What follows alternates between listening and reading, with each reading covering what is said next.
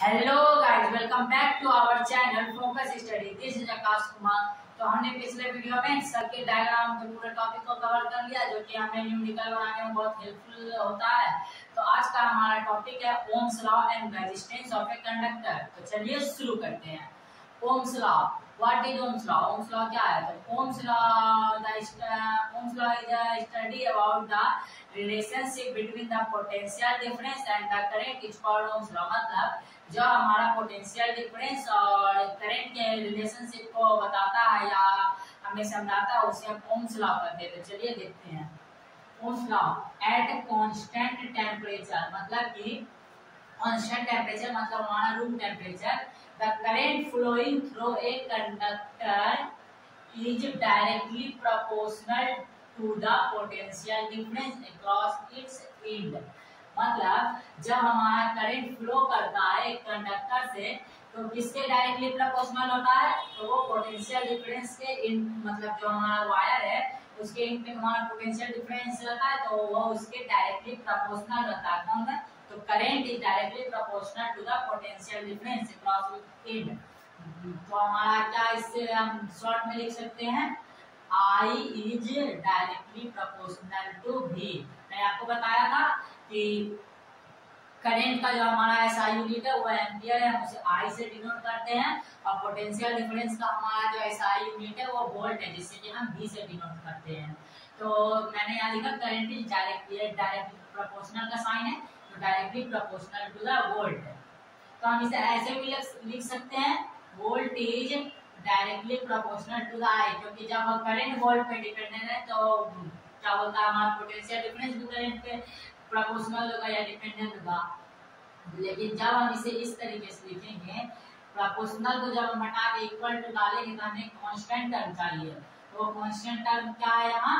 R into I, ये हमारा constant term है। क्योंकि जब भी हम किसी प्रोपोर्शनल के साइन को हटाते तो हम इक्वल टू डालते हैं, तो और इक्वल टू डालने वाला हमें कांस्टेंट टर्म चाहिए। तो यहाँ पर जो हमारा कांस्टेंट टर्म है वो क्या है? रेजिस्टेंस। जब मैं अभी आपको रेजिस्टेंस पढ़ाऊंगा तो और अच्छी आपको पता चलेगा। मैं बोलता हूँ कि रेजिस्टेंस आप लोग को समझ में आएगा, तो इस वीडियो में आपको रेजिस्टेंस क्लियर हो जाएगा। तो इस तरीके से, और तो हमारा पोटेंशियल डिफरेंस का फॉर्मूला क्या बना? V is equal to resistance into I। मतलब जब किसी भी चीज का हमारा पोटेंशियल डिफरेंस दिया हुआ है, तो हम या इसमें से अगर कोई दो चीज दिया हो, मान लीजिए पोटेंशियल डिफरेंस दिया हुआ है वायर का और करंट दिया हुआ, आपको बोला जाएगा कि आप इसका रेजिस्टेंस निकाल के दिखाओ, तो आप आसानी से निकाल सकते हो। तो ये हमारा पोटेंशियल डिफरेंस का फॉर्मूला है। तो अगर हमें फिर करंट निकालने बोला जाए तो इसे हम कैसे निकालेंगे? I is equal to V by R। मतलब हम इसे उठा के इसके नीचे इधर उठा के ले जाएंगे तो इसमें बटन आएगा, यानी करंट बाय रेजिस्टेंस हो जाएगा हमारा। किसका फॉर्मूला हो जाएगा? Sorry, potential difference by resistance हो जाएगा हमारा करंट का फॉर्मूला। और R का क्या बोलते फिर, तो हमारा रेजिस्टेंस जो है वायर का, वो किसकी चीज पे डिपेंडेंट करता है? वो वायर के थिकनेस पे डिपेंडेंट करता है। फिर क्या बोलता है, टेम्परेचर पे डिपेंडेंट करता है, वो कितना शॉर्ट है वो कितना लॉन्ग है उस पे डिपेंडेंट करता है। तो ये था हमारा ओम्स लॉ।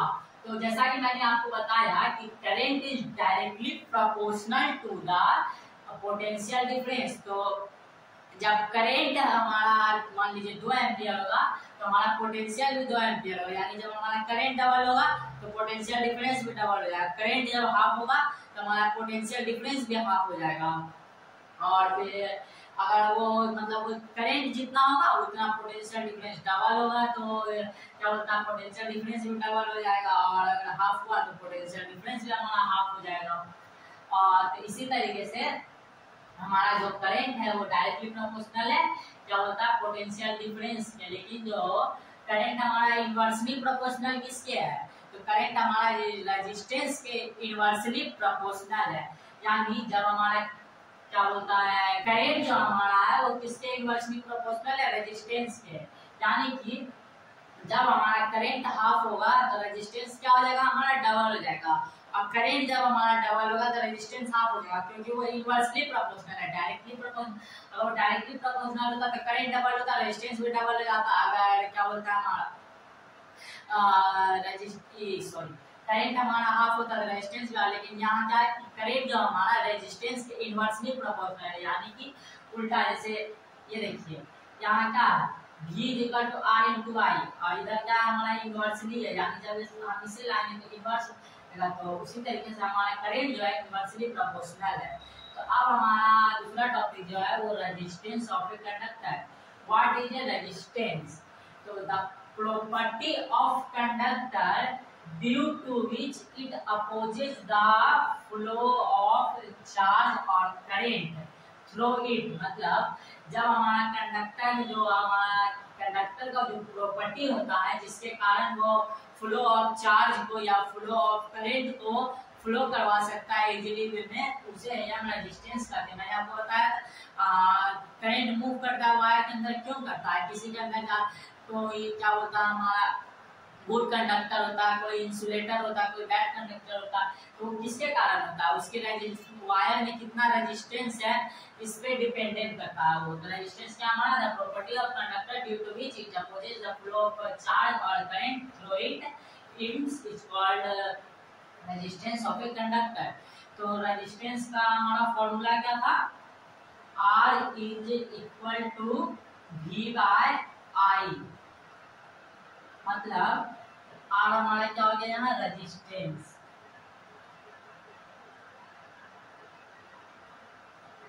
अभी क्या हो गया हमारा potential difference.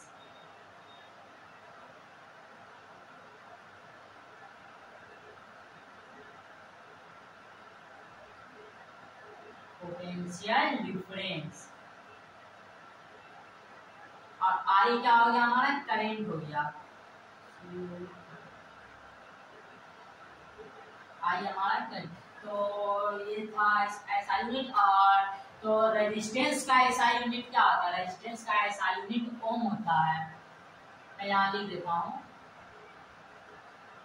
SI unit of resistance equal to ohm. और इसका साइन क्या होता है? इसका साइन आप इस तरीके से, तो रेजिस्टेंस का SI यूनिट क्या हो गया हमारा ओम हो गया। अब जैसा ही मैंने आपको बताया रेजिस्टेंस किसकी चीजों पे डिपेंड करता है? रेजिस्टेंस हमारा थिकनेस ऑफ वायर पे डिपेंड करता है। अगर हमारा वायर थिक होगा यानी मोटा होगा तो हमारा रेजिस्टेंस क्या होगा? कम होगा। तो मैंने आपको अभी तक नहीं बताया रेजिस्टेंस कम या ज्यादा होने से क्या फर्क पड़ता है। मैं तो जैसे कि अगर रेजिस्टेंस ज्यादा होगा तो हमारा जो कंडक्टर होगा वो एक गुड कंडक्टर होगा, क्योंकि अगर किसी की जिसमें जितना ज्यादा रेजिस्टेंस कम होगा वो उतने अच्छे तरीके से फ्लो करवा सकेगा इलेक्ट्रिक चार्ज को या इलेक्ट्रिक करंट को।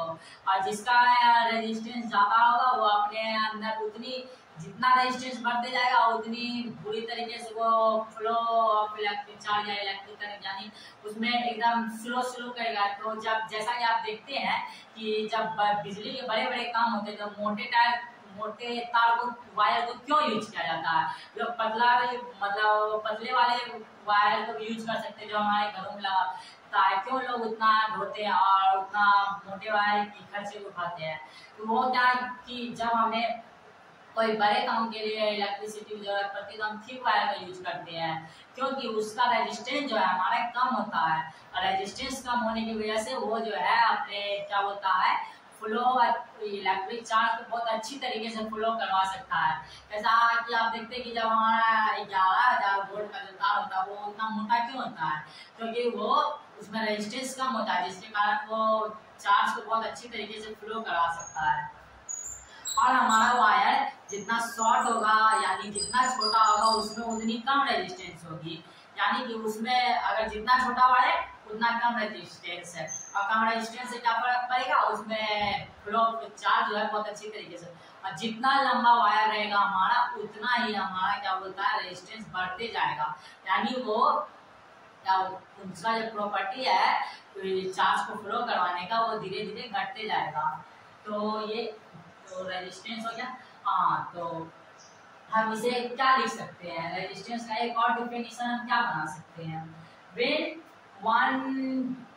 1 volt of potential difference across in a conductor and the current is flowing through a conductor is called resistance। मतलब रेजिस्टेंस हमारा जो या एक तरीके से ये भी बना सकते हैं ratio of potential difference between the end of a conductor and the current of a conductor is quantity of constant constant को हम लोग क्या बोलते हैं, रेजिस्टेंस। तो इट्स कॉल्ड रेजिस्टेंस। यानी हमारा जो पोटेंशियल डिफरेंस का और करंट का जो रेशियो होता है उसमें जो हमारा कांस्टेंट टर्म होता है वो क्या होता है, रेजिस्टेंस होता है। एक डिफाइन हमारा ये बन गया, the property of conductor due to which it opposes the flow of charge और करंट थ्रू इट। और दूसरा डिफाइन हमारा ये बन गया, when 1 volt of potential difference across its end and 1 ampere of current in a conductor then the resistance is also a 1 ohm। मतलब जब हमारा पोटेंशियल डिफरेंस 1 होगा, करंट जो हमारा 1 होगा, तो हमारा रेजिस्टेंस भी क्या होगा, 1 ओम होगा। तो एक और चीज मैं आपको इसे बता देता हूँ, रेजिस्टेंस जो है न्यूमेरिकली इक्वल होता है पोटेंशियल डिफरेंस के। जैसे कि हमारा रेजिस्टेंस अगर किसी वायर का 1 ओम है तो हमारा पोटेंशियल डिफरेंस यानी वोल्ट कितना होगा, वोल्ट भी हमारा 1 वोल्ट ही होगा, क्योंकि हमारा जो रेजिस्टेंस है वो न्यूमेरिकली इक्वल होता है किसके, पोटेंशियल डिफरेंस के। तो इससे हमारा जो रेजिस्टेंस है ये बहुत ही मतलब इसमें धीरे धीरे टॉपिक जुड़ते जाएंगे। फिर इसका हमारा टॉपिक है factors on which resistance effect, यानी हमारा कौन से फैक्टर्स की वजह से रेजिस्टेंस किसमें ज़्यादा होता है। जो मैंने आपको पॉइंट बताया शॉर्ट लॉन्ग थिक और थिन वाला, उसे वो और एक्सप्लेन में पढ़ेंगे अगली वीडियो में। तो इससे हम फिलहाल एक टॉपिक और हमारा रिलेटेड है, जैसे कि रेजिस्टेंस। हमें आपको इतनी अच्छे तरीके से समझ में आ गया कि हमें रेजिस्टेंस कम या ज्यादा होने से कंडक्टर पे क्या फर्क पड़ता है।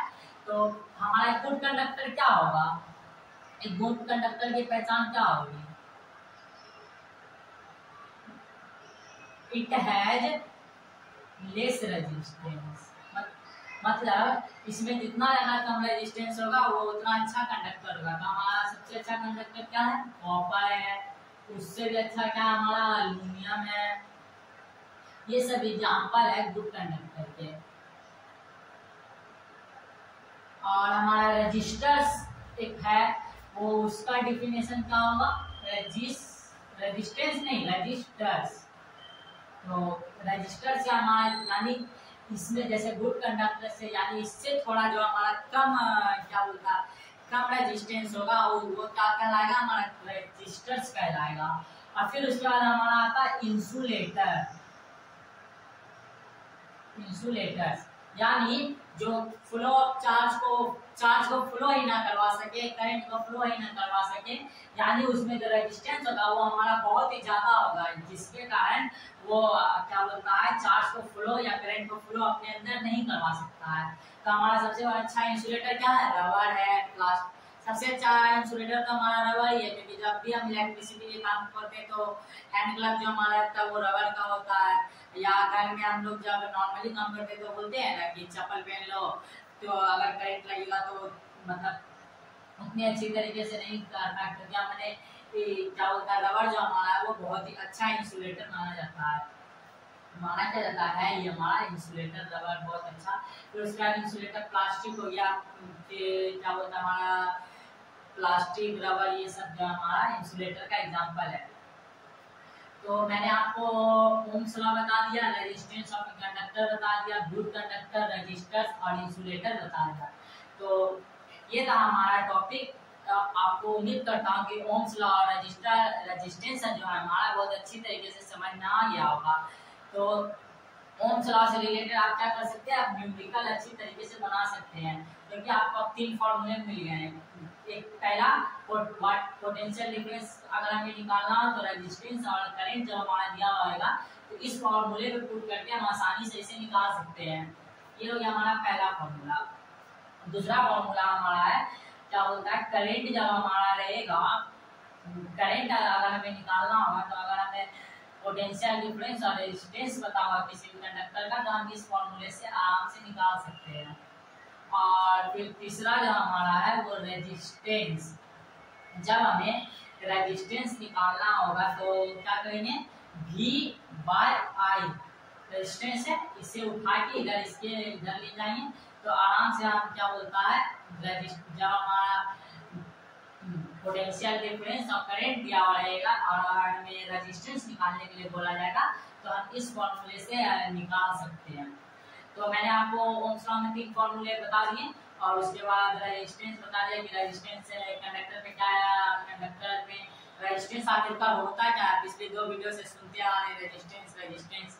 तो ये मैं आपको अब रेजिस्टेंस से जुड़ी हुई बहुत सारी 2-4 टॉपिक है, resistance in parallel, resistance in series, resistivity, फिर फैक्टर्स, ये सब जो है हम अगले लेक्चर में कवर करते जाएंगे। तो अगर आपको हमारा ये वाला टॉपिक अच्छे तरीके से समझ में आया हो और तो हमारे वीडियो को लाइक करें, ज़्यादा से ज़्यादा शेयर करें और अगर कोई प्रॉब्लम है तो कमेंट करें। अगर मुझसे कोई बातें इधर उधर हो गई हो तो इसके लिए सॉरी, क्योंकि हम भी लर्नर है और आप भी लर्नर्स हैं। तो अगर तो हमारे चैनल फोकस स्टडीज को सब्सक्राइब कीजिए।